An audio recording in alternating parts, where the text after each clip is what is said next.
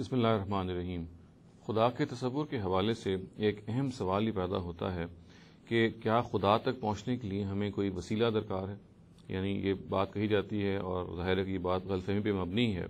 کہ اللہ تعالیٰ تک ہم براہ راست نہیں پہنچ سکتے، اور اللہ تعالیٰ تک پہنچنے کے لیے ہمیں اگر دعا مانگنی ہے یا اپنی کوئی مراد پوری کرنی ہے تو ہمیں لازماً کسی وسیلے کو تلاش کرنا پڑے گا، اور وسیلہ سے عام طور سے مراد کوئی بزرگ ہستی ہیں، کوئی پیغمبر ہو سکتے ہیں، صالحین میں سے کوئی ہو سکتا ہے۔ یہ بات عام طور سے بیان بعض جگہوں پہ کی جاتی ہے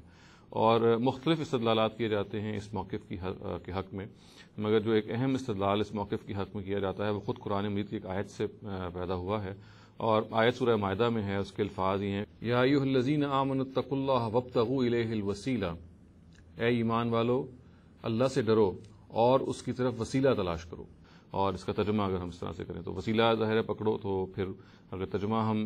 سادہ طریقے پہ کریں گے تو یہ معلوم ہوگا کہ آیت ہم ایمان کو یہ کہہ رہی ہے کہ اللہ تعالیٰ کو تلاش کرو وسیلے کے ذریعے سے، اللہ تعالیٰ تک پہنچو وسیلے کے ذریعے سے۔ اور جو لفظ وسیلہ ہے اس پر اصل میں غور کرنے کی ضرورت ہے۔ دیکھیے، یہ بات بہت ضروری ہے کہ ہم جب زبان پہ غور کریں تو یہ جان لیں کہ بعض الفاظ ایسے ہوتے ہیں کہ جو دو زبانوں میں کامن ہوتے ہیں، اور دونوں زبانوں میں اگر وہ کامن ہوں تو ان کا ضروری نہیں کہ ترجمہ بھی وہ ایک ہی ہو۔ اس کی مثال خود وسیلہ ہی کا لفظ ہے۔ مثال کے طور پہ دیکھیے کہ وسیلے کا لفظ اردو میں تو ہم واسطے کے مفہوم میں یا ذریعے کے مفہوم میں بولتے ہیں، یعنی ہمیں کوئی مینز چاہیے، مگر عربی زبان میں جو وسیلے کا لفظ ہے یہ تقرب کے لیے بولا جاتا ہے۔ یعنی تقرب کا مطلب یہ ہے کہ کسی کی کا قرب چاہنا یا کسی کی قرب کی طرف، یعنی وابتغوا الیہ الوسیلہ کا مطلب یہ ہوگا کہ اللہ کا قرب چاہو۔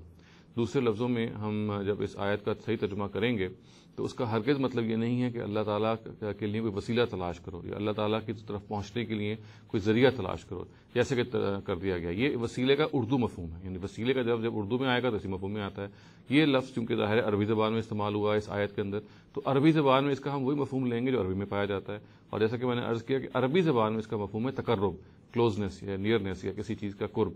آیت میں جب یہ الفاظ آئے ہیں وابتغوا الیہ الوسیلہ کے، تو اس کا یہ مطلب نہیں ہے کہ اللہ تعالیٰ کا کوئی وسیلہ یا ذریعہ تلاش کرو اس تک پہنچنے کا، بلکہ اس کا مطلب یہ ہے کہ اللہ تعالیٰ کا قرب تلاش کرو، اللہ تعالیٰ کے قریب ہونے کی کوشش کرو۔ اور ظاہر ہے یہ وہ بات ہے جو بڑی قابل فہم بات ہے، اور وہ قرآن مجید میں اور مواقع پہ یہ بیان ہوئی ہے۔ تو اس آیت کو ہم اس پورے مسئلے میں کسی لحاظ سے بھی بنا استدلال نہیں بنا سکتے، اور ہم خلاصتاً یہ کہیں گے کہ خود قرآن مجید کی نصوص سے معلوم ہوتا ہے کہ ایسی کوئی چیز نہیں ہے کہ جس کے بارے میں ہمیں ہدایت دی گئی ہو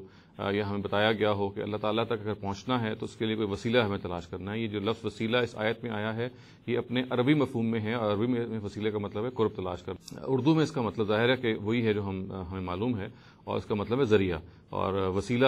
جو اردو مفہوم میں ہے وہ ہرگز اس مفہوم میں نہیں ہے جو عربی میں ہے۔ تو ہم یہ کہہ سکتے ہیں کہ اس آیت کو اصل میں جو وسیلے کا لفظ آیا ہے اس کو ہمیں اردو میں، چونکہ اس یہ لفظ موجود ہے اور اردو اس میں آڑے آئی ہے، اور اردو کا جو ہم نے ترجمہ ہے اس میں داخل کر دیا ہے، پھر وسیلے کا اور ذریعے کا ایک